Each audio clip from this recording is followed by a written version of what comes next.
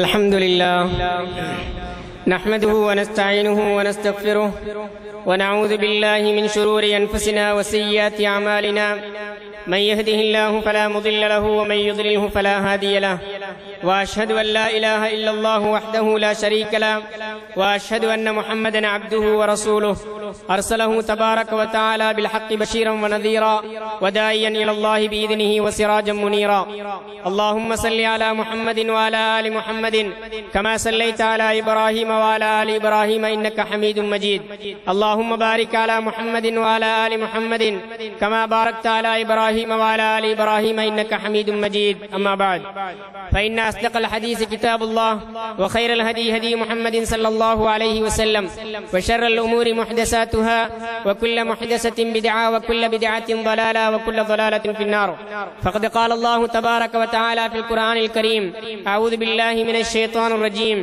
يا أيها الذين آمنوا اتقوا الله حق تقاته ولا تموتن إلا وأنتم مسلمون يا أيها الناس اتقوا ربكم الذي خلقكم من نفس واحدة وخلق منها زوجها وبث منهما رجالا كثيرا ونساء واتقوا الله الذي تساءلون به والأرحام إن الله كان عليكم رقيبا يا أيها الذين آمنوا اتقوا الله وقولوا قولا سديدا يصلح لكم أعمالكم ويغفر لكم ذنوبكم ومن يطع الله ورسوله فقد فاز فوزا عظيما எல்லா புகழும் அல்லாஹ் ஒருவனுக்கே சொந்தம். அல்ஹம்துலில்லாஹ். அவன் தனித்தவன், இணை துணையற்றவன், தன்னல்லாதோர் வணங்கப்படுவதை எப்பொழுதுமே வெறுக்கின்ற ஒரே நாயன் என்றும் நபிகள் நாயகம் ஸல்லல்லாஹு அலைஹி வஸல்லம் அல்லாஹ்வுடைய அடியாரும் திருத்தூதருமாக இருக்கின்றார்கள் என்று சாட்சி கூறுகின்றேன். ஸலவாத்தும் ஸலாமும் நபிகள் நாயகம் ஸல்லல்லாஹு அலைஹி வஸல்லம் அவர்கள் மீதும் அன்னாருடைய வாழ்க்கையை பின்பற்றிய சஹாபாக்கள், தாபியீன்கள், கியாமம் வரை அன்னாருடைய வாழ்க்கையை பின்பற்றக்கூடிய அனைத்துலக முஸ்லிமான முஃமினான ஆண்கள் பெண்கள் அனைவர்கள் மீதும், குறிப்பாக நம் அனைவர்கள் மீதும் என்றென்றும் நின்று நிலவட்டுமாக. ஜும்மாவுடைய கடமையை நிறைவேற்றுவதற்காக வேண்டி அல்லாஹ்வுடைய மாளிகையில் வீட்டிற்கும் அன்பின் இஸ்லாமிய சகோதரர்களே, அல்லாஹ்வின் நல்லடியார்களே, அல்லாஹ்வும் அல்லாஹ்வுடைய தூதரும் எவைகளை எல்லாம் எடுத்து நடக்குமாறு நம்மை பணித்திருக்கின்றார்களோ அவைகளை எங்களுடைய வாழ்க்கையில் இயன்ற அளவு எடுத்தும், எவைகளை விட்டு நம்மை தடுத்திருக்கின்றார்களோ அவைகளை முற்றுமுழுதாக தவிர்த்து நடந்து கொள்ளுமாறு முதலாவதாக எனக்கும் அடுத்ததாக உங்களுக்கும் தக்வாவை கொண்டு வசியத்து செய்து கொள்கின்றேன். கண்ணியத்துக்குரிய சகோதரர்களே, இன்றைய குத்துபாவில் அல்லாஹ் வழங்கும் சந்தர்ப்பங்கள் என்ற தலைப்பில் ஒரு சில விடயங்களை உங்களோடு பகிர்ந்து கொள்ளலாம் என்று ஆசைப்படுகின்றேன். அன்புக்குரிய இஸ்லாமிய சகோதரர்களே, அல்லாஹ்வின் நல்லடியார்களே, அல்லாஹு ஜல்ல ஷானஹு வ தஆலா இந்த உலகத்திலே நம்மை படைத்து நமக்கு இந்த உலகத்திலே 50 அல்லது 60 அல்லது 70 80 என்ற ஒரு வாழ்நாளை அல்லாஹு தஆலா நமக்கெல்லாம் நிர்ணயித்திருக்கின்றான். நாம் நம்முடைய தாயுடைய கருவறையிலே இருக்கும் பொழுதே அல்லாஹு ஜல்ல ஷானஹு வ தஆலா இப்படி ஒரு ஆயுள் காலத்தை நமக்கு வழங்கி அல்லாஹு தஆலா அந்த நேரத்திலே முடிவு செய்திருக்கின்றான். அந்த ஆயுள் காலத்தை தந்த அல்லாஹு தஆலா இந்த ஆயுள் காலத்துக்குள்ளே நமக்கு பலவிதமான நியமத்துக்களை எல்லாம் தந்திருக்கின்றான். இந்த உலகத்திலே ஒரு மனிதனுக்கு கொடுக்கக்கூடிய இந்த கண் பார்வையை பெற்றோர்களால் கொடுக்க முடியாது, அவர்கள் கொடுக்கவும் இல்லை. அதே போன்று ஒரு மனிதனுடைய செவிப்புலனையும் தாய்மார்கள் அவர்கள் கொடுக்கவில்லை. அதே போன்று நடக்கின்ற காலாக இருந்தாலும், பிடிக்கின்ற கையாக இருந்தாலும், பேசுகின்ற நாவாக இருந்தாலும், சிந்திக்கின்ற இந்த மூளையாக இருந்தாலும், எதுவாக இருந்தாலும் நம்முடைய தாயோ அல்லது நம்முடைய தகப்பனோ நமக்கு அவைகளை தரவில்லை. மாற்றமாக அல்லாஹு தஆலா நமக்கெல்லாம் அவைகளை பெரிய ஒரு அருட்கொடையாக தந்திருக்கின்றான். இதுக்கெல்லாம் அப்பாற்பட்டு அல்லாஹு தஆலா இந்த உலகத்திலே நமக்கு அளிக்கிறாரே இந்த ரிஸ்க் என்று, அல்லாஹு தஆலா நமக்கு அளிக்கக்கூடிய இந்த ரிஸ்குடைய விஸ்தீர்ணம் இருக்கிறதே, இது எப்படிப்பட்ட ஒரு அருட்கொடை என்று சொன்னால், உதாரணத்துக்கு நாம் இப்படி யோசிக்க வேண்டும். நாம் ஒருவரோடு நன்றாக பழகின்றோம், நன்றாக நேசம் வைக்கின்றோம். அவர் நம்முடைய தாயை இழுத்து அல்லது நம்முடைய தகப்பனை ஞாபகப்படுத்தி நமக்கு ஏசிவிட்டால், அதாவது நாம் சொல்லுகிறோமே, எனக்கு ஊத்த பேச்சால் ஏசிவிட்டான், தூசணத்தால் ஏசிவிட்டான் என்று, அப்படி எங்களுடைய தாயையோ தகப்பனையோ நினைவுபடுத்தி ஒரு மனிதன் நமக்கு ஏசிவிட்டால் நம்முடைய வீட்டில் எந்த ஒரு விருந்திற்கும் அவனை நாம் அழைக்க மாட்டோம். அல்லது அவன் நம்மிடத்தில் ஏதாவது உதவி கேட்டு வந்தாலும் கூட நாம் கொடுக்க மாட்டோம். ஏன் தெரியுமா? நமக்கு பிடிக்காத ஒரு வார்த்தையை நமக்கு சொல்லிவிட்டான், நான் மனசு நோகின்ற அளவுக்கு என்னை பேசிவிட்டான் என்ற காரணத்தினால் நாம் அவனுக்கு உணவு கொடுக்க மாட்டோம். ஆனால் அல்லாஹ்வை ஏன் ரஸாக் என்று சொல்கிறோம் தெரியுமா? அல்லாஹ்வுக்கு ஏன் ரஸாக் என்ற பட்டம் தெரியுமா? அவன் எப்படிப்பட்டவன் என்று சொன்னால் அவனுக்கு பிடிக்காத வார்த்தை என்று ஒன்று இருக்கிறது. அதை சொல்பவனுக்கு கூட அல்லாஹ் ரிஸ்க் அளிக்கிறானே, அதுதான் அல்லாஹ்வுடைய ரஸாக்குடைய தன்மை. ஏனென்று சொன்னால் இந்த உலகத்திலே மனிதன் பேசக்கூடிய எல்லா வார்த்தைகளிலும் அல்லாஹ்வுக்கு பிடிக்காத, அல்லாஹ்வுக்கு வெறுப்பான, அல்லாஹ் விரும்பாத ஒரு வார்த்தை என்ன தெரியுமா? அல்லாஹ்வுக்கு பிள்ளை இருப்பதாக சொல்வது. அப்படி சொல்பவனுக்கு கூட அல்லாஹ் தஆலா ரிஸ்க் அளிக்கிறான் அல்லவா? அதுதான் அவனுடைய அந்த ரஸாக்குடைய தன்மை என்பது. அதுதான் அல்லாஹ்வை பற்றி நாங்கள் நம்ப வேண்டிய ஒரு முக்கியமான ஒரு இடமாக இருக்கிறது. அந்த அளவுக்கு அல்லாஹ் தஆலா இந்த உலகத்திலே அவனை வணங்குபவர்களுக்கும் அவனை வணங்காதவர்களுக்கும் அவனை மறுப்பவர்களுக்கும் அவனுக்கு இணை வைப்பவர்களுக்கும் அப்படியெல்லாம் இருப்பவர்களுக்கு அல்லாஹ் ரிஸ்க் அளிக்கின்றானே, அந்த பட்டியலை அல்லாஹ் நம்மையும் சேர்த்திருக்கின்றானே. இதுதான் அல்லாஹ் தஆலா நம்முடைய இந்த ஆயுள் காலத்திலே நமக்கு தரக்கூடிய பெரிய ஒரு அருளாக இருந்து கொண்டிருக்கின்றது. கண்ணியத்துக்குரிய சகோதரர்களே, அல்லாஹ் தஆலா இந்த மாதிரி நம்முடைய ஆயுள் காலத்திலே நமக்கு அல்லாஹ் தஆலா பல சந்தர்ப்பங்களை தருகின்றான், பல வாய்ப்புகளை தருகின்றான். எதற்காக வேண்டி தெரியுமா? இந்த உலகத்திலே வாழும் பொழுதே நம்முடைய பாவங்களுக்கு நாம் பிராயச்சித்தம் தேடிக்கொண்டு பாவங்களிலிருந்து விடுபட்டவர்களாக ஆகி அல்லாஹ்விடத்திலே தரஜாக்கள் நம்முடைய கூட வேண்டும் என்பதற்காக வேண்டி அல்லாஹ் தஆலா இந்த உலகத்திலே நமக்கு பல சந்தர்ப்பங்களை தந்து கொண்டே இருக்கின்றான். கண்ணியத்துக்குரிய சகோதரிகளே, அல்லாஹ்வின் நல்லடியார்களே, சந்தர்ப்பங்கள் என்பது இந்த உலகத்திலே மட்டும்தான், நமக்கு தரப்பட்டிருக்கின்ற இந்த ஆயுள் காலத்திலே மட்டும்தான் சந்தர்ப்பங்கள் என்பது. மரண வேளையில் அல்லாஹ் சந்தர்ப்பம் தரமாட்டான். கபருக்குள்ளே வைத்ததற்கு பின்னால் அல்லாஹ் சந்தர்ப்பம் தரமாட்டான். மஹ்ஷர் வெளியிலே அல்லாஹ் தஆலா தரமாட்டான். ஏன் தெரியுமா? மஹ்ஷர் மைதானம் என்பது எவ்வளவு பெரும் கடுமையான ஒரு நிலை என்பது நம் எல்லோருக்கும் தெரியும். அந்த நேரத்திலே இப்ராஹிம் நபி அலைஹிஸ்ஸலாத்து வஸலாம் இருக்கிறார்கள் அல்லவா? அவர்கள் எப்படிப்பட்ட ஒரு நபி என்பது உங்களுக்கு எல்லாம் தெரியும். துல்ஹஜ் மாதத்திலே நபி இப்ராஹிம் அலைஹிஸ்ஸலாத்து வஸலாம் அவர்களுடைய சிறப்புகள் முழுக்க முழுக்க பேசப்பட்டிருக்கும். எந்த அளவுக்கு அவர்கள் சிறப்புக்குரிய நபி என்பதை உங்களுக்கு நிறைய தெரியும். ஏனென்று சொன்னால் அல்லாஹ் தஆலா கலீல் என்று சொல்லக்கூடிய ஒரு நபி இப்ராஹிம் அலைஹிஸ்ஸலாத்து வஸலாம். கலீல் என்றால் என்ன தெரியுமா? இந்த உலகத்திலே அல்லாஹ் தஆலா ஒரு மனிதரை கலீலாக எடுத்துக்கொண்டால் அந்த மனிதருக்கு இந்த உலகத்திலே ஒருவரை உற்ற நண்பராக எடுத்துக்கொள்ள முடியாது, அல்லது இந்த உலகத்திலே இருக்கின்ற ஒருவருக்கு அவரை கலீலாக எடுத்துக்கொள்ள முடியாது. அந்த அளவுக்கு சிறப்பான ஒரு இஸ்தப்தான் கலீல் என்று சொல்வது. அந்த அளவுக்கு உயர்த்தப்பட்ட ஒரு நபி இப்ராஹிம் அலைஹிஸ்ஸலாத்து வஸலாம் அவர்கள். அது மட்டுமல்லாமல் நபி இப்ராஹிம் அலைஹிஸ்ஸலாத்து வஸலாம் அவர்களுடைய தியாகத்தை நினைவுபடுத்துவதற்காக வேண்டிய அல்லாஹ் தஆலா ஹஜ்ஜுடைய பல வணக்கங்களை நமக்கு இபாதத்தாக ஆக்கி இருக்கின்றான். அது மட்டுமல்லாமல் புகாரிலே இன்னும் நிறைய நீங்கள் செய்திகளை எடுத்து பார்த்தால் அந்த நபியினுடைய சிறப்பு அந்த அளவுக்கு. அது மட்டுமல்லாமல் அல்லாஹ் தஆலா அல்லாஹ்வுக்கு இணை வைக்கக்கூடியவர்களுக்கு நரகம் என்று தீர்ப்பளித்து விட்டான். அல்லாஹ்வை நிராகரிக்கக்கூடியவர்களுக்கு நரகம் என்று தீர்ப்பளித்து விட்டான். அப்படி இருக்கக்கூடிய ஒவ்வொரு மனிதரும் நரகத்துக்கு எப்படி நுழைவார்கள் தெரியுமா?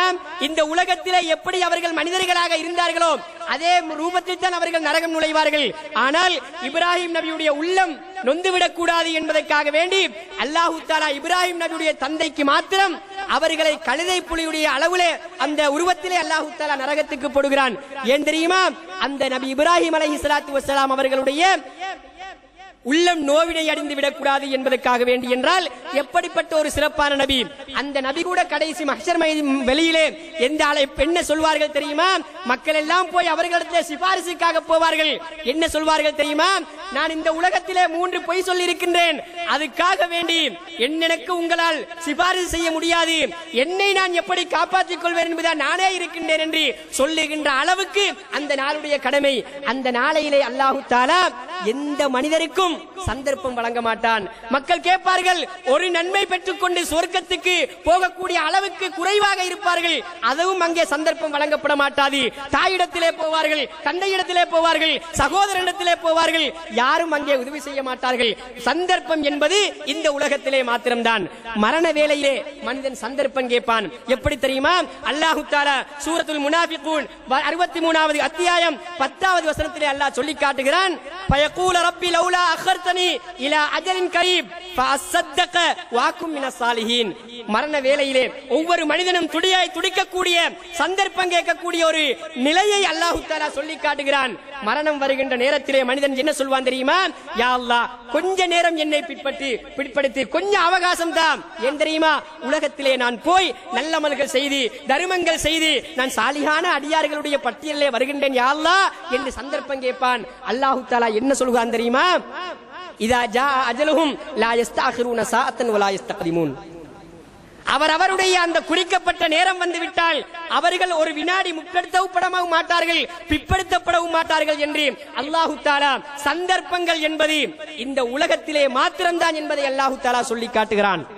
அது மட்டுமல்லாமல் கபரிலே ஒரு மனிதனை வைத்ததற்கு பின்னால் அவன் நல்ல மனிதனாக இருந்தால் என்ன சொல்வான் தெரியுமா? அவனுக்கு கிடைக்கக்கூடிய சுகண்டிகள், அவனுக்கு கிடைக்கக்கூடிய சந்தோஷங்கள் எல்லாம் அவன் கண்டதற்கு பின்னால் இதை என்னுடைய குடும்பத்தவர்களிடத்தில் நான் சொல்ல வேண்டுமே, அவர்களோடு இதை பரிமாறிக்கொள்ள வேண்டுமே, என்னுடைய சந்தோஷத்தை மகிழ்ச்சி அவர்களோடு நான் பகிர்ந்து கொள்ள வேண்டுமே என்று அவன் ஆசைப்படுவான். அவன் சந்தர்ப்பம் கேட்பான் கபருக்குள்ளே வைத்து என்னுடைய குடும்பத்தோடு நான் பகிர்ந்து கொள்வதற்கு என்று கேட்டாலும் கூட நல்ல மனிதருக்கு அல்லாஹு தஆலா கொடுக்க மாட்டான். நல்ல மனிதர்களுக்கும் கூட அல்லாஹ் தஆலா கபரிலே சந்தர்ப்பம் கொடுக்க மாட்டான். நம் கனவுமத்தில் ஆரூஸ், புதுமா பிள்ளையை போன்று தூங்கு என்றுதான் அங்கே சொல்லப்படுமே தவிர சந்தர்ப்பங்கள் கொடுக்கப்பட மாட்டாது. எனவே கண்ணியத்துக்குரிய இஸ்லாமிய சகோதரிகளே, சந்தர்ப்பங்கள் என்பது, வாய்ப்புகள் என்பது எங்கே தெரியுமா? இந்த உலகத்திலே மாத்திரம் தானே தவிர மறுமையுடைய அந்த நிலையிலே யாருக்கும் அங்கே எந்த விதமான மரணத்துடைய வேலையிலோ அல்லது கபரிலேயோ அல்லது மஹ்ஷர் வேலையிலேயோ யாருக்கும் எந்த சந்தர்ப்பங்களும் வழங்கப்பட மாட்டாது என்பதை அல் குர்ஆனும் ஹதீஸும் நமக்கு திட்ட தெளிவாகவே சொல்லி காட்டுகிறது. கண்ணியத்துக்குரிய சகோதரர்களே, அல்லாஹ்வின் நல்லடியார்களே, எனவே இந்த சந்தர்ப்பங்களை அல்லாஹ் தஆலா நமக்கு எப்படியெல்லாம் வழங்குகிறான் தெரியுமா? இந்த சந்தர்ப்பங்களை எல்லாம் ஏன் வழங்குகிறான் தெரியுமா? முதல்ல சந்தர்ப்பங்களை எல்லாம் வழங்கக்கூடிய காரணம் என்னவென்று சொன்னால் இரண்டு காரணங்களை நாங்கள் எடுத்து பார்க்கலாம்.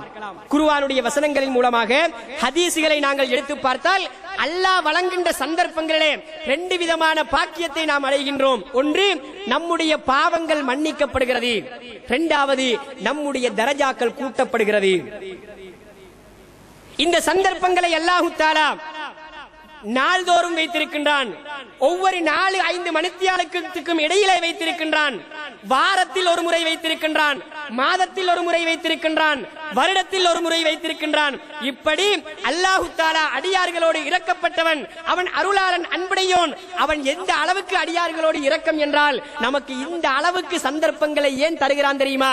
நாம் தூயவர்களாக ஆக வேண்டும், நம்முடைய பாவங்களிலிருந்து நாம் மீள வேண்டும் என்பதற்காக வேண்டித்தான் அல்லாஹ் தஆலா இப்படியான சந்தர்ப்பங்களை நமக்கு அடிக்கடி தந்து கொண்டே இருக்கின்றான். அதிலே ஒரு சந்தர்ப்பத்தை பாருங்கள். ஒவ்வொரு நாளும் அல்லாஹ் தஆலா நமக்கு தரக்கூடிய ஒரு சந்தர்ப்பத்தை பாருங்கள். இந்த சந்தர்ப்பத்திலே இந்த சந்தர்ப்பத்தை நாம் சரியாக பயன்படுத்தி இருக்கிறோமா என்பதைத்தான் நானும் நீங்களும் சிந்தித்து பார்க்க வேண்டும். அபூ ஹுரைரா ரலியல்லாஹு தஆலா சொல்கிறார்கள், அறிவிக்கிறார்கள், மன் தத்தஹர ஃபீ பைத்திஹி சும்ம மஷா இலா பைத்தின் மின் புயூத்தில்லாஹ் லியக்லிய ஃபரீலத்தன் மின் ஃபராயிதில்லாஹ் கானத் ஹுதுவாத்துஹு இஹ்தாஹா தஹுத்துல் ஹதாயா வல் உக்ரா தர்ஃபஉ தரஜா. ஒரு மனிதன் வீட்டிலே வுளு செய்கிறான். வுளு செய்துவிட்டு பள்ளிக்கு நடந்து வருகிறான். ஏன் தெரியுமா? அல்லாஹ் எனக்கு கடமையாக்கின ஒரு கடமையை நான் நிறைவேற்ற வேண்டும் என்பதற்காக வேண்டி ஒரு மனிதன் பள்ளிக்கு வீட்டிலே வுளு செய்து பள்ளிக்கு நடந்து வரக்கூடிய நேரத்திலே அவனுடைய முதல் எட்டின் மூலமாக அவனுடைய பாவங்கள் மன்னிக்கப்படுகிறது. இரண்டாவது அடுத்த எட்டின் மூலமாக அவனுடைய அந்தஸ்துக்கள் உயர்த்தப்படுகிறது. இந்த சந்தர்ப்பத்தை அல்லாஹ் எப்பொழுது தருகிறான் தெரியுமா? ஒவ்வொரு நாளும் கிடையாது, 4 மணித்தியாலம் அல்லது 5 மணித்தியாலங்களுக்கு இடைப்பட்ட நேரத்திலே அல்லாஹ் இந்த சந்தர்ப்பங்களை நமக்கு தருகிறான் என்றால் எதற்காக தெரியுமா? இதிலே 2 விடயங்களை நீங்கள் பார்க்கிறீர்கள். முதலாவது, நம்முடைய பாவங்கள் மன்னிக்கப்படுவதற்கு காரணமாக அமைகிறது. இரண்டாவது, நம்முடைய அந்தஸ்துக்கள் அல்லாஹ்விடத்தில் உயர்த்தப்படுகிறது. என்றால் இந்த ஒரு சுன்னாவை, இந்த ஒரு வழிமுறையை, இந்த ஒரு சந்தர்ப்பத்தை, இந்த ஒரு வாய்ப்பை நம்மிலே எத்தனை பேர் கடைபிடிக்கின்றோம்? இன்று ஜும்மாவுக்கு எத்தனையோ பேர் நாங்கள் வந்திருக்கிறோமே, இதிலே வீட்டிலே வுளு செய்து கொண்டு இந்த பாக்கியத்தை அடைய வேண்டும் என்ற ஒரு எண்ணத்திலே வந்தவர்கள் நம்மிலே எத்தனை பேர் இருக்கிறோம்? இந்த ஒரு சந்தர்ப்பத்தை சந்தர்ப்பமாக எடுத்துக்கொண்டவர்கள் நம்மிலே எத்தனை பேர் இருக்கிறோம் என்பதைத்தான் நானும் நீங்களும் சிந்தித்து பார்க்க வேண்டும். கண்ணியத்துக்குரிய சகோதரர்களே, இந்த சந்தர்ப்பம் என்பது கிட்டத்தட்ட ஒரு 3 மணித்தியாலத்துக்கு இடையில், 4 மணித்தியாலத்துக்கு இடையில் அல்லது ஒரு 5 மணித்தியாலத்துக்கு இடையிலே அல்லாஹ் தஆலா நமக்கு தரக்கூடிய ஒரு சந்தர்ப்பமாக இருந்து கொண்டிருக்கிறது. என்றால் இவைகளை நாம் பயன்படுத்திக் கொள்ள தவறிவிடக் கூடாது. கூடாது. அதே போன்று கண்ணியத்துக்குரிய சகோதரர்களே, அல்லாஹ்வுடைய ரசூல் ஸல்லல்லாஹு அலைஹி வஸல்லம் அவர்கள் இன்னொரு சந்தர்ப்பத்தை சொல்லி காட்டுகிறார்கள். நாம் தொழுகின்ற ஐங்கால தொழுகை இருக்கிறதே, இதை நாம் எல்லாம் ஒவ்வொரு நாளும் தொழுது வருகிறோம், அல்லது சிலர் ஜும்மாவுக்கு மாத்திரம் தான் வருகிறார்கள். இந்த தொழுகையின் மூலமாக அல்லாஹ் தஆலா நமக்கு எப்படிப்பட்ட ஒரு சந்தர்ப்பத்தை தருகிறான் தெரியுமா? ஐங்கால தொழுகை, அதே போன்று ஒரு ஜும்மாவிலிருந்து அடுத்த ஜும்மா வரைக்கும், ஒரு ரமலான் அடுத்த ரமலான் வரைக்கும், இதை அல்லாஹ் தஆலா எப்படிப்பட்ட ஒரு சந்தர்ப்பமாக தருகிறான் தெரியுமா? முகஃபிராத்துல் லிமா பைனஹுன்ன இதஜ்துனிபத்தில் கபாயிரு. பெரும்பாவங்களை நீங்கள் தவிர்த்து கொண்டீர்கள் என்று சொன்னால் உங்களுடைய பாவங்களுக்கு தென்ற குத்தமாக, உங்களுடைய பாவங்களுக்குரிய பிராயச்சித்தமாக இது அமைகிறது என்று அல்லாஹ்வுடைய தூதர் ஸல்லல்லாஹு அலைஹி வஸல்லம் அவர்கள் சொல்லி காண்பிக்கிறார்கள் என்றால் எப்படிப்பட்ட ஒரு சந்தர்ப்பம் என்பதை நாங்கள் சிந்திக்க வேண்டும். அது மட்டுமல்லாமல் நபிகள் நாயகம் ஸல்லல்லாஹு அலைஹி வஸல்லம் அவர்கள் ஒருமுறை நபித்தோழர்களிடத்திலே சொல்லுகிறார்கள். எப்படி கேட்கிறார்கள் தெரியுமா? அரஐதும் லவ் அன்ன நஹரன் பிபாபி அஹதிக்கும் யக்தஸிலு மின்ஹு குல்ல யௌமின் 5 மர்ரா ஹல் யப்கா மின் தரனிஹி ஷைஉன் காலு லா யப்கா மின் தரனிஹி ஷை காலு ஃபதாலிக மிஸ்லு ஸலவாத்தில் 5 யம்ஹுல்லாஹு பிஹின்னல் ஹதாயா. அல்லாஹ்வுடைய தூதர் கேட்கிறார்கள், தோழர்களே, உங்களுடைய வீட்டுக்கு முன்னால் ஒரு ஆறு ஓடி, அதிலே நீங்கள் 5 நேரம் குளித்தால் உங்களுடைய மேனியிலே ஏதாவது ஊத்தைகள் தங்குமா? இல்லை அல்லாஹ்வுடைய தூதரே, நிச்சயமாக இருக்க முடியாது, தங்க முடியாது. அதே போன்றுதான் ஐங்கால தொழுகையும் உங்களுடைய பாவங்களுக்குரிய பிராயச்சித்தமாக இருக்கிறது என்றால் அல்லாஹ் தஆலா எப்படிப்பட்ட ஒரு சந்தர்ப்பத்தை நமக்கு ஒவ்வொரு நாளும் தந்திருக்கின்றான் என்பதை நாம் ஒவ்வொருவரும் சிந்திக்க கடமைப்பட்டிருக்கிறோம் சகோதரர்களே. அது மட்டுமல்லாமல் ஜமாத் தொழுகையை நாங்கள் பார்க்கிறோம். இதெல்லாம் நீங்கள் கேள்விப்படக்கூடிய ஹதீஸ்கள், அடிக்கடி கேள்விப்படக்கூடிய செய்திகள் இருந்தாலும் இதை எப்படி சந்தர்ப்பமாக நாங்கள் பயன்படுத்தி இருக்கிறோமா இல்லையா என்பதைத்தான் இந்த நேரத்தில் நானும் நீங்கள் சிந்திக்க கடமைப்பட்டிருக்கிறோம். ஜமாத்துடைய தொழுகை இருக்கிறது. இன்று ஜமாத்தோடு தொழுவது என்றால் எல்லோருக்கும் ஏதோ ஒரு கசப்பாக இருக்கிறது. ஜமாத்தோடு தொழுவது என்றால் ஏதோ எல்லோருக்கும் ஒரு கசப்புணர்வுமா இருக்கிறது. அல்லாஹ்வுடைய தூதர் எப்படிப்பட்ட ஒரு சந்தர்ப்பமாக நமக்கு குறிப்பிட்டு காட்டுகிறார்கள் என்று சொன்னால், ஸலாத்துல் ஜமாஅத்தி அஃதலு மின் ஸலாத்தில் ஃபர்தி பி 27 தரஜா. ஜமாத்தோடு தொழுவது இருக்கிறதே, தனித்து தொழுவதை விட 27 மடங்கு நன்மையால் கூட என்று ரசூலுல்லாஹி ஸல்லல்லாஹு அலைஹி வஸல்லம் சொல்லி காட்டுகிறார்கள். இதை எப்படி சிந்தித்து பார்க்க வேண்டும் தெரியுமா? வெலிகமையிலே நாங்கள் பிசினஸ் பண்ணுகிறோம். வெலிகமையிலே ஒருவர் நம்முடைய பிசினஸ்ல நாம் செய்யக்கூடிய ஒரு வியாபாரம் நகை வியாபாரி என்று வைத்துக் கொள்ளுங்கள். ஒருவர் தங்க பிசினஸ் பண்ணுகிறார். அவருக்கு ஒரு நகைக்கு இந்த வெலிகமையிலே கொடுத்தால் அவருக்கு 1 லட்சம் ரூபாய் கொடுக்கலாம். மாத்தரைக்கு கொண்டு போனால் 1,50,000 ரூபாய். போவாரா இல்லையா? அதுக்காக வேண்டி எத்தனை கோல் பண்ணுவாரு, அதுக்காக வேண்டி எத்தனை முறை பைக்ல போய் வருவாரு, அதுக்காக வேண்டி எத்தனை புரோக்கர் பேசுவோமா இல்லையா? இந்த உலகத்திலே நமக்கு ஒரு லாபம் கிடைக்குது என்று சொன்னால், இந்த உலகத்திலே நம்முடைய சாக்குக்கு சல்லி கிடைக்குது என்று சொன்னால், அல்லது ஏதாவது ஒரு நல்ல ஒரு வாய்ப்பு கிடைக்குது என்று சொன்னால், அது மாத்திரையாக இருக்கலாம், காலியாக இருக்கலாம், போய் வருவோமா இல்லையா? நிச்சயமாக போய் வருவோம். ஆனால் அல்லாஹ்வுடைய தூதர், நீங்கள் ஜமாத்தோடு தொழுவது உங்களுக்கு எந்த விதமான சல்லி காசும் செலவழியாது, உங்களுடைய பைக்ல நீங்கள் மிரிச்சு போவது மட்டும்தான். இப்படிப்பட்ட ஒரு செயலை செய்தால் உங்களுக்கு 27 மடங்கு நன்மையால் கூடுகிறது என்று அல்லாஹ்வுடைய தூதர் சொல்கிறார்களே, இதை நம்மில் எத்தனை பேர் கடைபிடிக்கிறோம்? இதை சந்தர்ப்பமாக நம்மிலே நினைத்தவர்கள் எத்தனை பேர் இருக்கிறோம் என்பதைத்தான் இந்த நேரத்திலே நாங்கள் சிந்தித்து பார்க்க வேண்டும். இது அல்லாஹ் தஆலா நமக்கு வழங்கக்கூடிய ஒவ்வொரு நாளும் தரக்கூடிய ஒரு சந்தர்ப்பம். அதே போன்று வாரத்தில் ஒரு முறை, வாரத்தில் பல முறைகளும் அல்லாஹ் தஆலா நமக்கு சந்தர்ப்பம் தருகிறான். அந்த சந்தர்ப்பங்களை நீங்கள் எடுத்து பார்த்தாலும் அந்த சந்தர்ப்பங்களை எதை பெற்றுக் கொள்ள முடியும் தெரியுமா? நம்முடைய பாவங்களுக்கு பிராயச்சித்தமாகவும் நம்முடைய தரஜாக்கள் கூடுவதற்கும் அது காரணமாக அல்லாஹ் தஆலா அந்த சந்தர்ப்பங்களை வாரந்தோறும் தருகிறான்.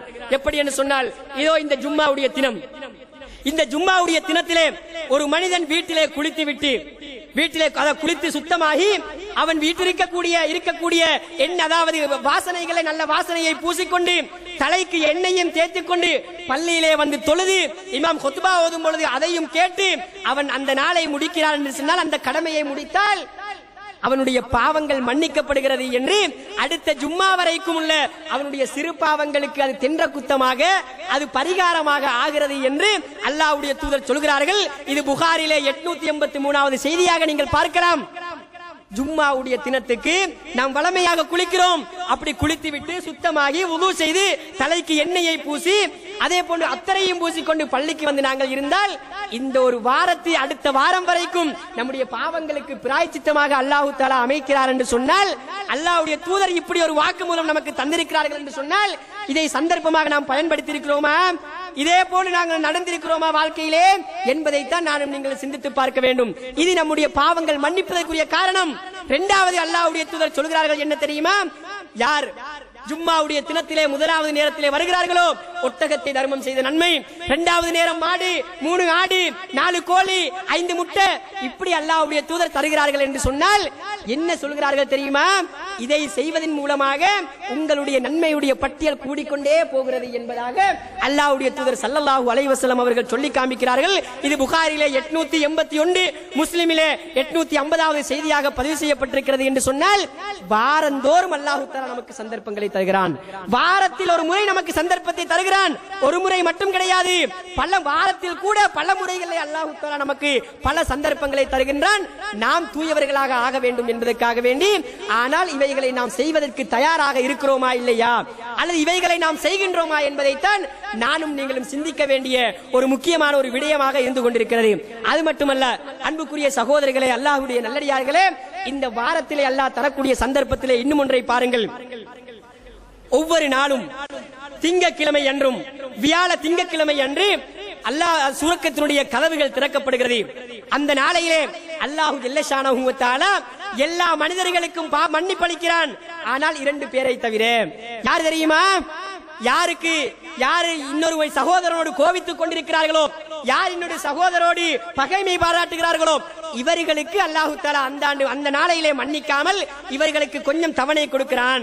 இவர்களை கொஞ்சம் விட்டு வையுங்கள், இவர்கள் சரியாகும் வரைக்கும், இவர்கள் இரக்கமாகும் வரைக்கும் இவர்களை கொஞ்சம் விட்டு வையுங்கள் என்று அல்லாஹ்வுடைய தூதர் ஸல்லல்லாஹு அலைஹி வஸல்லம் அவர்கள் நமக்கு சொல்லி காட்டுகிறார்கள். இது முஸ்லிமிலே 2566வது செய்தியாக நீங்கள் பார்க்கலாம். கண்ணியத்துக்குரிய சகோதரர்களே, அல்லாஹ்வுடைய நல்லடியார்களே, அது மட்டுமல்லாமல் சுவர்க்கத்து ஒரு அடியார்கள் மனிதர்கள் இந்த உலகத்திலே அமல் செய்து கொண்டிருக்கும் பொழுதே சுவர்க்கத்தினுடைய கதவுகள் 3 நேரங்களில் திறக்கப்படுகின்றன. சுவர்க்கத்தினுடைய கதவுகள் அடியார்கள் இந்த உலகத்திலே அமல் செய்து கொண்டிருக்கின்ற நேரத்திலேயே 3 வேளைகளில் திறக்கப்படுகின்றன.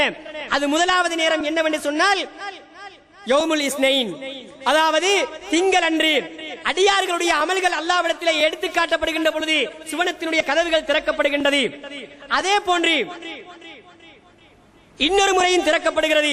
அது எப்பொழுது என்று சொன்னால் ஒரு மனிதன் வுது செய்துவிட்டு வுது செய்யக்கூடிய துஆவை ஓதுகிறானே, அந்த நேரத்திலே அந்த சுவனத்தினுடைய கதவுகள் அவனுக்காக வேண்டி திறக்கப்படுகிறது. ரசூலுல்லாஹி ஸல்லல்லாஹு அலைஹி வஸல்லம் அவர்கள் சொல்கிறார்கள், மாமி முஸ்லிமின் யக்தஸிலு யதவல்லஹு ஃபயுஸ்பிகுல் வுதுவ சும்ம யகூலு அஷ்ஹது அல்லா இலாஹ இல்லல்லாஹ் வ அஷ்ஹது அன்ன முஹம்மதன் அப்துஹு வ ரசூலுஹு இல்லா ஃபுதிஹத் லஹு அப்வாபுல் ஜன்னத்தி ஸமானியா யதுகுலு மின் ஐயிஹா ஷாஅ. ஒரு மனிதன் வுது செய்துவிட்டு அதை பரிபூர்ணமாக செய்துவிட்டு அஷ்ஹது அல்லா இலாஹ இல்லல்லாஹ் வஹ்தஹு லா ஷரீக லஹு வ அஷ்ஹது அன்ன முஹம்மதன் அப்துஹு வ ரசூலுஹு என்று ஓதினால் அவனுக்காக வேண்டி சுவனத்தினுடைய 8 கதவுகளும் திறக்கப்பட்டு அவன் நாடிய வாயிலால் போகக்கூடிய ஒரு வாய்ப்பை அல்லாஹ் தஆலா அவனுக்கு கொடுக்கிறான் என்பதாக நபிகள் நாயகம் ஸல்லல்லாஹு அலைஹி வஸல்லம் அவர்கள் சொல்லி காண்பிக்கிறார்கள் என்று சொன்னால் இது 2வது நேரம். 3வது நேரம் என்ன தெரியுமா? இதா ஜா ரமலான் ஃபுத்திஹத் அப்வாபுல் ஜன்னah வ குல்லிகத் அப்வாபுன் நார். ரமலான் மாதத்தினுடைய துவக்க நாள் இருக்கிறதே, அந்த துவக்க நாள் வந்தவுடனே சுவர்க்கத்தினுடைய கதவுகள் எல்லாம் திறக்கப்படுகிறது என்றால் இந்த உலகத்திலே அடியார்கள் அமல் செய்து கொண்டிருக்கும் பொழுதே சுவனத்தினுடைய கதவுகள் இந்த 3 வேளைகளிலும் திறக்கப்படுகிறது. அப்படி என்றால் அந்த திங்களுடைய நாளில் இருக்கிற அந்த திங்கள் அன்று சுவனத்தினுடைய கதவுகள் திறக்கப்படுகிறது. அந்த நாளையிலே ஒரு மனிதன் நோன்பாளியாக இருக்கிறான் என்று சொன்னால் அவன் நோன்பாளியாக இருக்கும் பொழுது அல்லாஹ்விடத்திலே அவனுடைய அமல்கள் எடுத்து காட்டப்படும் பொழுது இவனுடைய அந்தஸ்துக்கள் அல்லாஹ்விடத்திலே கூடுவதற்கு ஒரு வாய்ப்பாக ஒரு சந்தர்ப்பமாக அல்லாஹ் தஆலா நமக்கு இந்த சந்தர்ப்பத்தை தந்திருக்கிறான் என்றால் இந்த நோன்புகளை நோக்கக்கூடியவர்களாக நாம் இருக்கிறோமா? அல்லது நோன்புதான் நோக்கவில்லை என்றாலும் அந்த நாளையிலே ஒருவரோடு பகைமை கொள்ளாமல், அடுத்தவர்களோடு சண்டை செய்யாமல், அடுத்தவர்களோடு கோபித்துக் கொள்ளாமல் நாம் இணக்கப்பாட்டோடு இருக்கிறோமா என்பதைத்தான் இந்த நேரத்திலே நானும் நீங்களும் சிந்திக்க கடமைப்பட்டவர்களாக இருக்கின்றோம். அன்புக்குரிய இஸ்லாமிய சகோதரிகளே, அல்லாஹ்வுடைய நல்லடியார்களே, அது மட்டுமல்லாமல் இந்த சந்தர்ப்பங்களை அல்லாஹ் தஆலா இன்னும் மாதத்தில் ஒரு முறையும் தருகிறான். மாதத்தில் ஒரு முறையும் இந்த சந்தர்ப்பங்களை அல்லாஹ் நமக்கு தருகிறான். எதற்காக தெரியுமா? அதிலும் நீங்கள் எடுத்து பார்த்தீர்கள் என்று சொன்னால் நம்முடைய பாவங்கள் மன்னிக்கப்படுவதற்கு காரணமாகவும் நம்முடைய அந்தஸ்துக்களை கூட்டப்படுவதற்கு காரணமாகவும் அல்லாஹ் தஆலா தந்திருக்கின்றான். அதாவது மாதத்திலே 3 நோன்புகள் இருக்கிறது. மாதத்திலே 3 நோன்புகள் இருக்கிறது. பிறை 13, 14, 15 ஆகிய தினங்கள். இந்த நோன்பை பற்றி ரசூலுல்லாஹி ஸல்லல்லாஹு அலைஹி வஸல்லம் அவர்கள் சொல்லும் பொழுது, இந்த நோன்பை ஒரு மனிதன் நோற்றான் என்று சொன்னால் அவனுக்கு கிடைக்கக்கூடிய பிரதிபலன் என்ன தெரியுமா? அவன் வருடந்தோறும் அந்த காலம் முழுக்க நோன்பு நோற்றவனாக அவன் அல்லாஹ்விடத்திலே கருதப்படுகிறான். அதற்குரிய கூலியை அல்லாஹ் கொடுக்கிறான் என்று சொன்னால் எந்த அளவுக்கு ஒரு முக்கியமான ஒரு சந்தர்ப்பம் என்பதை நானும் நீங்களும் சிந்திக்க கடமைப்பட்டவர்களாக இருக்கின்றோம். கண்ணியத்துக்குரிய சகோதரர்களே, அல்லாஹ்வின் நல்லடியார்களே, ஆனால் இன்று இஸ்லாமிய சமுதாயத்திலே நம்முடைய சகோதர சகோதரிகளுக்கு மத்தியிலே ஏற்படுத்தி இருக்கக்கூடிய ஒரு பெரிய ஒரு முசீபத் என்ன தெரியுமா? இந்த இஸ்லாம் நமக்கு காட்டு தந்திருக்கின்ற அல்லாஹ்வுடைய தூதர் ஸல்லல்லாஹு அலைஹி வஸல்லம் அவர்கள் நமக்கு சரியான முறையிலே சொல்லி தந்திருக்கக்கூடிய இந்த அமல்களையும் இந்த நோன்புகளையும் ஒரு மனிதன் நோட்கிறான் என்று சொன்னால் அவனுடைய அந்தஸ்து அல்லாஹ்விடத்திலே உண்மையிலே மிக பெரியதாக இருக்கிறது. ஆனால் இவைகளை எல்லாம் செய்யாமல் இன்று நம்முடைய இஸ்லாமிய சமூகம் யார் யாரோ காட்டி தந்த, யார் யாரோ சொல்லி வைத்த, யார் யாரோ இனம் காட்டிய நோன்புகளை எல்லாம் அமல்களை எல்லாம் செய்து கொண்டிருக்கிறார்களே. இதுதான் நானும் நீங்களும் யோசிக்கக்கூடிய இடமாக இருந்து கொண்டிருக்கிறது. கண்ணியத்துக்குரிய சகோதரர்களே, எனவே அன்புக்குரிய இஸ்லாமிய சகோதரர்களே, அல்லாஹ்வின் நல்லடியார்களே, அல்லாஹு தஆலா நமக்கு தரக்கூடிய சந்தர்ப்பத்திலே மாதத்தில் ஒரு முறை தரக்கூடிய சந்தர்ப்பம் இதுவாகத்தான் இருக்கின்றது. அதே போன்று ஆசுராவுடைய நோன்பு நாம் சொல்கிறோமே, அதாவது முஹர்ரம் மாதத்தினுடைய 9, 10, 10 ஆகிய தினங்களிலே நோக்கக்கூடிய நோன்பு, இது வருடத்திலே அல்லாஹு தஆலா நமக்கு தரக்கூடிய சந்தர்ப்பம். வருடத்திலே அல்லாஹ் தரக்கூடிய சந்தர்ப்பங்கள் ஒன்றுதான் இந்த முஹர்ரம் மாதத்தினுடைய நோன்பு. முஹர்ரம் மாதத்தை பற்றி முன்னால் வரக்கூடிய காலங்களில் உங்களுக்கு பயான்கள் சொல்லுவார்கள். இருந்தாலும் இந்த தலைப்புக்கு பொருத்தமாக இருக்கிறது என்பதற்காக வேண்டி அதை தொட்டு காட்டுகிறேன். அல்லாஹு தஆலா வருடத்தில் ஒரு முறை தரக்கூடிய சந்தர்ப்பங்களிலே முஹர்ரம் மாதத்திலே பிடிக்கக்கூடிய 9, 10 ஆகிய தினங்களிலே நோக்கக்கூடிய நோன்பும் ஒன்றாக இருக்கிறது. அந்த நோன்பை பற்றி ரசூலுல்லாஹி ஸல்லல்லாஹு அலைஹி வஸல்லம் அவர்களிடத்திலே கேட்கப்பட்ட பொழுது அவர்கள் என்ன சொன்னார்கள் தெரியுமா? அந்த நோன்பு இருக்கிறதே எப்படிப்பட்ட ஒரு பிரயோஜனம் தெரியுமா? அதாவது உங்களுக்கு சென்ற ஒரு வருடத்தினுடைய பாவத்துக்கு பிராயச்சித்தமாக, அதுக்கு பரிகாரமாக, அதுக்கு தென்றகுத்தமாக இருக்கிறது என்பதாக அல்லாஹ்வுடைய தூதர் ஸல்லல்லாஹு அலைஹி வஸல்லம் அவர்கள் நமக்கு அழகாக சொல்லி காட்டியிருக்கிறார்கள். இது முஸ்லிமிலே 1162வது செய்தியாக நீங்கள் பார்க்கலாம். அப்படி என்றால் இந்த ஒரு வருடத்துக்கு ஒரு முறை வரக்கூடிய இந்த சந்தர்ப்பம், இந்த ஒரு நோன்பு நமக்கு எப்படிப்பட்ட ஒரு சந்தர்ப்பம் தெரியுமா? நம்முடைய பாவங்களுக்கு பிராயச்சித்தமாக சென்று போன ஒரு வருடத்தினுடைய பாவத்துக்கு மன்னிப்பு பெறக்கூடிய ஒரு பாக்கியத்தை பெற்றுத் தருகிறது என்று சொன்னால் இது ஒரு சந்தர்ப்பமா இல்லையா? இந்த சந்தர்ப்பத்தை நாம் பயன்படுத்தியிருக்கிறோமா இல்லையா? இந்த சந்தர்ப்பத்தை நோன்பு நோக்கக்கூடியவர்களாக இதற்கு முன்னால் இருந்திருக்கிறோமா? அல்லது இந்த நாட்களிலே வேறு வேறு கொண்டாட்டங்கள், வேறு வேறு சாப்பாடுகள் என்று அலைந்திருக்கிறோமா என்பதைத்தான் நானும் நீங்களும் சிந்தித்து பார்க்க வேண்டும். கண்ணியத்துக்குரிய சகோதரர்களே, அல்லாஹ்வின் நல்லடியார்களே, முஹர்ரம் மாதத்துடைய துவக்கம் வந்துவிட்டால் எல்லா பள்ளி வாயில்களையும் பயான் பண்ணுவார்கள். என்ன தெரியுமா? முஹர்ரம் மாதம் வந்திருக்கிறது, இந்த மாதத்திலே பெரும் பெரும் நிகழ்வுகள் எல்லாம் நடந்திருக்கிறது, 9ஆம் 10ஆவது தினங்களிலே நோன்பு நோற்றாக வேண்டும் என்று பள்ளி வாயில்களிலே மின்பர் மேடைகளிலே உறக்க சொல்லிவிட்டு என்ன செய்வார்கள் தெரியுமா? சரியாக அந்த 9ஆவது நாள் குறித்து அந்த பள்ளியிலே ஒரு விருந்து கொடுப்பார்கள். எதற்கு தெரியுமா? அந்த சுண்ணாவுக்கு அப்படியே நேர்முரணாக கொடுப்பார்கள். அந்த நாளையிலே அனைவர்களுடைய அந்த நோன்பின் பாலா போகிறதா இல்லையா? இந்த அளவுக்கு நம்முடைய சமூகத்தை ஒரு வழிகாட்டின் பக்கமாக இந்த சமுதாயத்திலே இருக்கின்ற பெரியவர்கள், இந்த சமுதாயத்திலே இருக்கின்ற முக்கியஸ்தர்கள் செய்து கொண்டிருக்கிறது தான் கவலைக்குரிய விடயமாக இருக்கிறது. ஆனால் நாம் என்ன செய்ய வேண்டும் என்று சொன்னால், இந்த செய்திகளை கேட்கின்ற நாங்கள், இந்த செய்திகளை பேசுகின்ற நாங்கள், நாம் நம்முடைய குழந்தைகளை அந்த நாளையிலே இஸ்லாமிய அடிப்படை, இஸ்லாமியர்கள் எப்படி செய்ய வேண்டுமோ அந்த முறையிலே வழிகாட்ட நாங்கள் பழகிக் கொள்ள வேண்டும். கண்ணியத்துக்குரிய சகோதரர்களே, அது மட்டுமல்லாமல் இது ஒரு சந்தர்ப்பம். அதே போன்று வருடத்தில் அல்லாஹ் தரக்கூடிய இன்னொரு சந்தர்ப்பம் தான் நாம் அதாவது நோற்றுவிட்ட இந்த அரபாவுடைய நோன்பு இருக்கிறோமே, அந்த நோன்பு இருக்கிறதே, அந்த அரபாவுடைய நோன்பு எப்படிப்பட்ட ஒரு பிரயோஜனத்தை தருகிறது தெரியுமா? அந்த அரபா நோன்பும் நமக்கு வருடத்திலே ஒரு முறை கிடைக்கக்கூடிய ஒரு பெரிய சந்தர்ப்பம் தான்.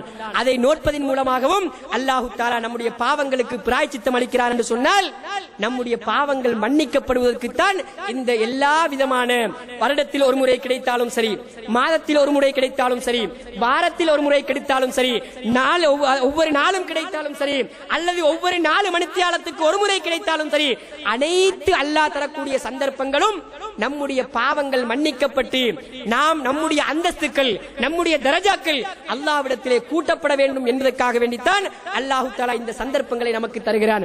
அது மட்டுமல்ல சகோதரர்களே, அல்லாஹு தஆலா தரக்கூடிய சந்தர்ப்பங்கள் எப்படி தெரியுமா?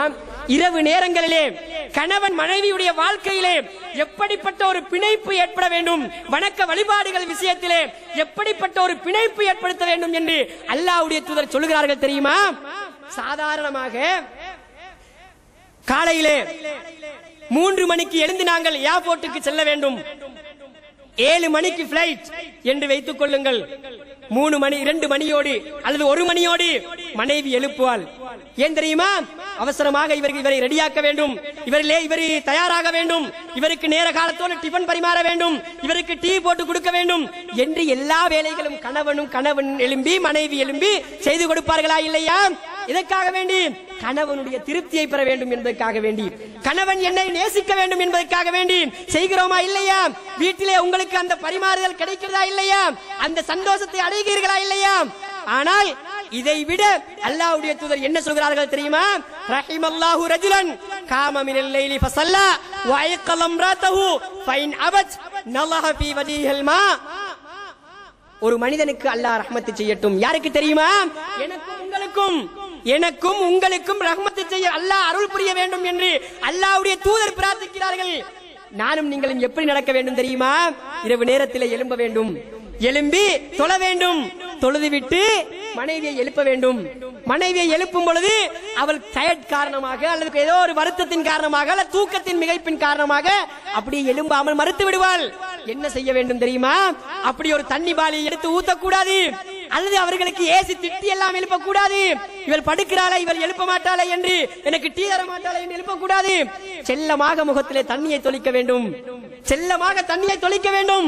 தொளித்து அவளையும் எழுப்பாட்டி அவளையும் தொழ வைத்தால் அவள் தொழுவதற்கு காரணமாக இருந்த எங்களுக்கு அல்லாஹ்வுடைய தூதர் ஸல்லல்லாஹு அலைஹி வஸல்லம் அவர்கள் பிரார்த்தனை செய்கிறார்கள். இப்படி நானும் நீங்களும் செய்திருக்கிறோமா? நானும் நீங்களும் இப்படி ஒரு நாளாவது செய்திருக்கிறோமா என்பதைத்தான் சகோதரர்களை நான் நீங்கள் சிந்தித்து பார்க்க வேண்டும். இதுவும் அல்லாஹ் நமக்கு தரக்கூடிய ஒரு சந்தர்ப்பம் தான். அது மட்டுமல்ல, ஒரு பெண்ணுக்கும் அல்லாஹ் தஆலா அருள் புரிகிறான். இந்த செய்திகள் உங்களுடைய வீட்டிலே போய் சேர வேண்டும், உங்கள் மூலமாக போய் சேர வேண்டும். அல்லாஹ் தஆலா அல்லாஹ்வுடைய தூதர் சொல்கிறார்கள், ரஹிமல்லாஹு இம்ராத்தன், ஒரு பெண்ணுக்கும் அல்லாஹ் அருள் செய்யட்டும். காமத் மினல் லைலி ஃபஸல்லத் வ ஐகலத் ஜௌஜஹா ஃபைன் அபா நலஹத் ஃபீ வஜிஹி மா. ஒரு பெண்ணுக்கு அல்லாஹ் அருள் செய்யட்டும். அந்த பெண் எப்படி இருக்க வேண்டும் தெரியுமா?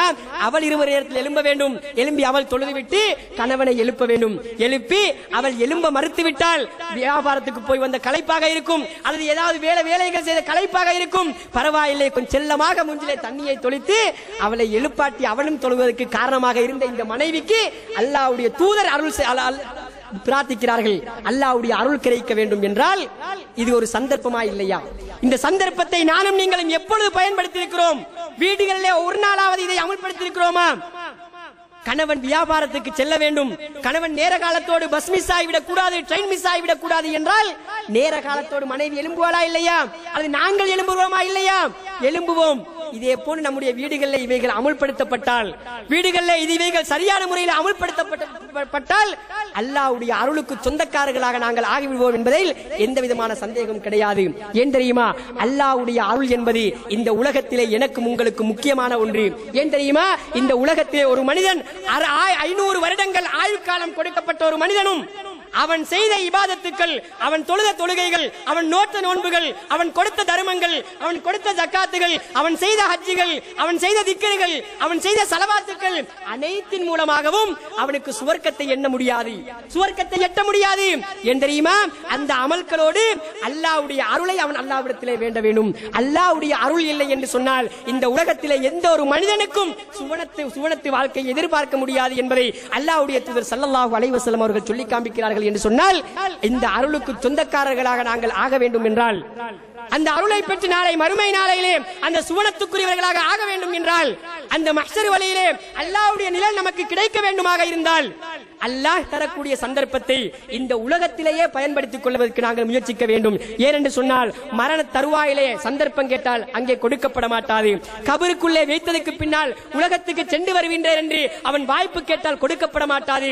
அதே போன்று மஹ்ஷர் வெளியிலே தன்னுடைய தாயிடத்திலே, சகோதரனிடத்திலே, சகோதரியிடத்திலே யாரிடத்தில் போனாலும் அவர்கள் விரண்டோடுவார்களே தவிர நமக்கு ஒரு வாய்ப்பை தர மாட்டார்கள் என்பதை இந்த நேரத்திலே நாங்கள் புரிந்து கொள்ள வேண்டும். அல்லாஹ் தஆலா என்னையும் உங்களையும் சந்தர்ப்பங்களை முறையாக முறையாக பயன்படுத்தி அந்த கிடைத்த வாய்ப்புகளை சரியாக பயன்படுத்தி அல்லாஹ்வுடைய அருளை பெறக்கூடிய நன்மக்களாக அல்லாஹ் என்னையும் என் குடும்பத்தையும் உங்களையும் உங்கள் குடும்பத்தையும் ஆக்கி அருள்வானாக. வாஹிர் தவானா அல்ஹம்துலில்லாஹி ரப்பில் ஆலமீன்.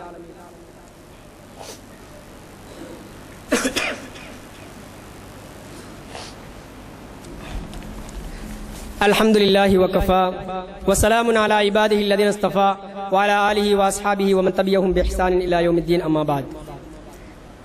கண்ணியத்துக்குரிய சகோதரர்களே, இஸ்லாம் என்பது நாம் பின்பற்றக்கூடிய இந்த புனித இஸ்லாமிய மார்க்கம் என்பது ஒழுக்கத்தை கற்பிக்கக்கூடிய ஒரு மார்க்கமாக இருக்கிறது. மற்ற எல்லா மதங்களையும் விட, மற்ற எல்லா சித்தாந்தங்களையும் விட ஒழுக்கத்தை மிக முக்கியமாக சொல்லக்கூடிய ஒரு மார்க்கம் தான் இந்த இஸ்லாமிய மார்க்கமாக இருந்து கொண்டிருக்கிறது. இந்த இஸ்லாம் சொல்லக்கூடிய இந்த ஒழுக்க நெறிமுறைகளை மனிதர்கள் பின்பற்ற தவறிய காரணத்தினால்தான் இந்த உலகத்திலே சீர்கேடுகள் தலைவிரித்து ஆடிக்கொண்டிருப்பதை நாங்கள் பார்க்கிறோம். ஒரு காலத்திலே மேற்கத்தியவர்கள் அவர்கள்தான் ஒழுக்க சீர்கேடுகளை உண்டு பண்ணக்கூடியவர்கள், விபச்சாரத்திலே முன்புறமாக இருக்கக்கூடியவர்கள் என்றெல்லாம் பேசப்பட்ட ஒரு காலம் இருந்தது. ஆனால் இன்று அந்த நிலை மாறி எங்கெங்கெல்லாம் இஸ்லாமியர்கள் செறிந்து வாழ்கின்றார்களோ, எங்கெங்கெல்லாம் இஸ்லாமியர்கள் பெரும்பான்மையாக வாழ்கின்றார்களோ அந்த இடங்களில் கூட ஒழுக்க சீர்கேடுகள் பரவலாக நடக்கக்கூடிய ஒரு சூழ்நிலை இன்றைய காலகட்டத்திலே உருவாகி இருப்பதை நாங்கள் பார்க்கிறோம்.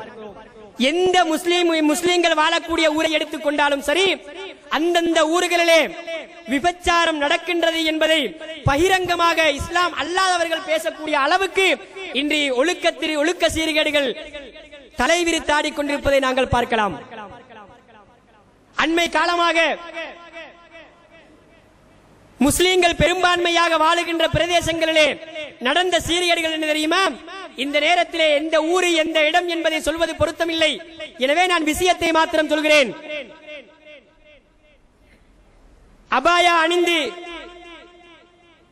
நிறைய நம்முடைய இஸ்லாமிய பெண்மணிகள், குமரி பெண்மணிகள் இஸ்லாம் அல்லாதவர்களோடு தொடர்பு வைத்துக் கொண்டு பீச்சுகளிலும் பாக்குகளிலும் இருந்தார்கள் என்ற செய்தியை பெரும் பரபரப்பான செய்தியாக இந்த நாட்டிலே பரவியது. காரணம் என்ன தெரியுமா? அந்த அளவுக்கு அந்த பெண்மணிகள் இஸ்லாமிய ஒழுக்க விழுமியங்கள் சொல்லிக் கொடுக்கப்படாமல் வளர்க்கப்பட்ட காரணத்தினால் இப்படிப்பட்ட ஒரு சீர்கேட்டை முழு இஸ்லாமிய சமூகத்துக்கும் எடுத்து தந்தார்கள். இப்படி ஒரு இழிச்சொல்லை, அவச்சொல்லை முழு இஸ்லாமிய சமூகத்துக்கும் எடுத்து தந்தார்கள் என்று சொன்னால் இதற்கெல்லாம் காரணம் யார் என்று சொன்னால் ஒரு வகையிலே பெற்றோர்களும் காரணமாக இருக்கத்தான் செய்கிறார்கள் என்றால் அது மிகையாகாது. ஏன் தெரியுமா? வீட்டுக்குள்ளே இருக்கக்கூடிய சூழல் இஸ்லாமிய சூழலாக அந்த சூழல் ஆகியிருந்தால் இப்படிப்பட்ட ஒரு சீர்கேடான நிலைமைக்கு அந்த பெண்மணிகள் தள்ளி இருக்க மாட்டார்கள் என்பதை இந்த நேரத்திலே உறுதியாக சொல்ல முடியும். கண்ணியத்துக்குரிய சகோதரர்களே, அல்லாஹ் தஆலா திருமறை குர்ஆனிலே சூரத்து நூர் அத்தியாயம் 24 57வது வசனத்திலே சொல்லி காட்டுகிறான். என்ன தெரியுமா? ஒரு வீட்டினுடைய சூழல், ஒரு பிள்ளை வளர்க்கக்கூடிய முறை எந்த முறையிலே அமைய வேண்டும் என்பதை அல்லாஹ் தஆலா திருமறை குர்ஆனிலே சொல்லி காட்டுகிறான். கண்ணியத்துக்குரிய சகோதரிகளே, 3 நேரத்தை அல்லாஹ் தஆலா சொல்கிறான். 3 நேரம் எப்படிப்பட்ட நேரம் என்று சொன்னால், மின் கப்லி ஸலாத்தில் ஃபஜ்ர், ஃபஜ்ர் தொழுகைக்கு முன்னால் உள்ள நேரம், சுபஹுடைய தொழுகைக்கு முன்னால் உள்ள நேரம், இந்த ஒரு நேரம். இரண்டாவது நேரம் என்ன தெரியுமா? லுஹர் தொழுகைக்கு பின்னால் சாப்பாடு எல்லாம் அடிச்சு முடிஞ்சு ஒரு கொஞ்சம் ரெஸ்டாக இருக்கின்ற நேரம் இருக்கிறது, இந்த நேரம் இரண்டாவது நேரம். மூணாவது நேரம் என்ன தெரியுமா? இஷா தொழுகை முடிஞ்சு சாப்பாடு எல்லாம் முடிஞ்சு படுக்க போகின்ற நேரம். இந்த 3 நேரத்திலையும் ஒரு சிறிய ஒரு பிள்ளை தன்னுடைய தாயுடைய தகப்பனுடைய அறைக்கு போவதாக இருந்தாலும் அனுமதி கேட்டுவிட்டுத்தான் செல்ல வேண்டும். ஏன் தெரியுமா? ஏன் இஸ்லாம் இப்படிப்பட்ட ஒரு ஒழுக்கத்தை முக்கியமாக சொல்கிறது தெரியுமா? அந்த நேரத்திலே, இந்த 3 நேரங்களிலும் தாயும் தகப்பனும் அவர்கள் எந்த நிலையில் இருப்பார்கள் என்று சொல்ல முடியாது. அவர்கள் அந்த நேரத்திலே தங்களிடத்திலே இருக்கின்ற அந்தரங்கமான சில செயல்பாடுகளோடு இருக்கக்கூடிய நேரம். லுஹருக்கு பின்னால் உள்ள நேரத்திலே தன்னுடைய ஆடைகளை களைந்து கொஞ்சம் அப்படி ரெஸ்டாக கொஞ்சம் ராகத்தை காத்து வாங்கக்கூடிய ஒரு நேரம். இஷாவுக்கு பின்னால் அவர்கள் இல்லறத்திலே ஈடுபடக்கூடிய நேரங்கள், இந்த நேரம் என்ற காரணத்தினால், இவைகளை பிள்ளைகள் பார்த்துவிடக் கூடாது என்ற காரணத்தினால் அல்லாஹு தஆலா இப்படி ஒரு ஒழுக்கத்தை வீட்டுக்குள்ளிருந்தே உருவாக வேண்டும் என்று அல்லாஹு தஆலா திருமறை குர்ஆனிலே சொல்லி காட்டுகிறான். ஆனால் நானும் நீங்களும் எப்படி நடக்கிறோம் தெரியுமா? நான் என்னுடைய மனைவியை முத்தமிடுவதை என்னுடைய பிள்ளை பார்க்க கூடாது என்பதிலே நாம் ஒவ்வொருவரும் கவனமாக இருக்கிறோம். உங்களிலே யாரும் நீங்கள் உங்களுடைய மனைவியை முத்தமிடுவதை உங்களுடைய பிள்ளைக்கு பார்க்க விட மாட்டீர்கள். அவர்கள் பார்க்கின்ற நேரத்திலே அப்படி முத்தமிடவும் மாட்டீர்கள். ஏன் தெரியுமா? என்னுடைய பிள்ளை இவைகளை எல்லாம் பார்த்து விடக் கூடாது என்று நீங்கள் நினைக்கிறீர்கள். உண்மைதான். ஆனால் நீங்களே ஒரு அசிங்கத்தை அரங்கேற்றி காட்டுகின்றீர்கள். என்ன அசிங்கம் தெரியுமா? வீட்டிலே டிவியை போடுகிறீர்கள். டிவியை போட்டு அதுக்கு முன்னால், அந்த டிவிக்கு முன்னால் நீங்களும் உட்காருகிறீர்கள். பிள்ளையும் மடியிலே வைத்துக் கொள்கிறீர்கள். அல்லது உங்களுடைய வயது வந்த குமரி பெண்ணும் பக்கத்திலே இருப்பார்கள். அந்த டிவியில என்ன செய்யும் தெரியுமா? திரைப்படங்களிலே காதலன் காதலியை முத்தமிடுவான். அவருடைய தொப்புள் குடையிலே ஒம்லெட் போட்டு சாப்பிடுவான். என்னென்ன இடங்கள் மறைக்கப்பட வேண்டுமோ அந்த இடங்கள் தெளிவாக காட்டப்படுகின்றன. அவைகளை எல்லாம் பிள்ளையை வைத்துக் நீங்கள் காட்டுகின்றீர்களே, இந்த சீர்கேடுதான் உங்களுடைய பிள்ளைகள் சீரழிவதற்கு காரணமாக இருக்கிறது. இந்த சீர்கேடை நீங்கள் உங்களுடைய வீடுகளிலே அரங்கேற்றியதுதான் உங்களுடைய பிள்ளைகள் மோசமாக போவதற்கு காரணமாக இருக்கிறது என்றால் அது மிகையாகாது. அன்புக்குரிய சகோதரர்களே, இதுதான் இன்றைய நம்முடைய இஸ்லாமிய சமூகத்தில் நடந்திருக்கக்கூடிய ஒரு பெரிய ஒரு சீரழிவாக இருந்து கொண்டிருக்கிறது. இதை நாங்கள் நம்முடைய வீடுகளிலே அரங்கேற்றினால் நம்முடைய பிள்ளைகள் நிச்சயமாக சீரழிந்துதான் போவார்களே தவிர அவர்கள் நல்ல வழியிலே வருவதற்கு எங்கே இடம் இருக்கிறது என்பதை நானும் நீங்கள் சிந்தித்து பார்க்க வேண்டும். எனவே நம்முடைய பிள்ளைகள், நம்முடைய இஸ்லாமிய சமூகம் ஒரு சிறந்த சமூகமாக ஆக வேண்டும். அவர்கள் மக்கள் மத்தியிலே தலைகுனிந்து வாழக்கூடிய ஒரு சமுதாயம் அல்லாமல் ஒழுக்கத்தோடும் பண்பாரோடும் நிம்மதியாக, சந்தோஷமாக, கௌரவமாக வாழ வேண்டிய ஒரு சமூகம் இஸ்லாமிய சமூகம் என்பதை நாம் ஒவ்வொருவரும் மனதிலே ஆழமாக பதிய வைத்துக் கொள்ள வேண்டும். அதே நேரத்திலே சொல்லிவிட நினைத்துவிடக் கூடாது, டிவியே வீட்டிலே இருப்பது கூடாது என்பது கிடையாது. வீட்டிலே ஒரு கம்ப்யூட்டர் இருப்பது கூடாது என்று சொல்லவில்லை. வீட்டிலே நமக்கு தேவையான ஆவரணங்கள் இருக்கத்தான் வேண்டும், அந்த உபகரணங்கள் இருக்கத்தான் வேண்டும். அதிலே இன்று நிறைய பிரயோஜனங்கள் இருக்கிறது. ஆனால் கத்தியை போன்று நாங்கள் பாவிக்க வேண்டும். அதை நம்முடைய கண்காணிப்பிலே நாங்கள் பாவிக்க வேண்டும். இல்லை என்றால் வாலிபர்கள், நம்முடைய யுவதிகள் அவர்கள் தவறி போவதற்கு நிறைய இடம் இருக்கிறது என்பதை நாங்கள் நினைவில் கொண்டு அந்த ஒழுக்கத்தை பேணக்கூடிய மக்களாக, இஸ்லாம் எந்த ஒழுக்கத்தை சொல்கிறதோ அந்த ஒழுக்கத்தின் அடிப்படையிலே வாழக்கூடிய நன்மக்களாக அல்லாஹு தஆலா என்னையும் உங்களையும் ஆக்கி அருள்வானாக. வ ஆகிரு தஅவானா அல்ஹம்துலில்லாஹி ரப்பில் ஆலமீன்.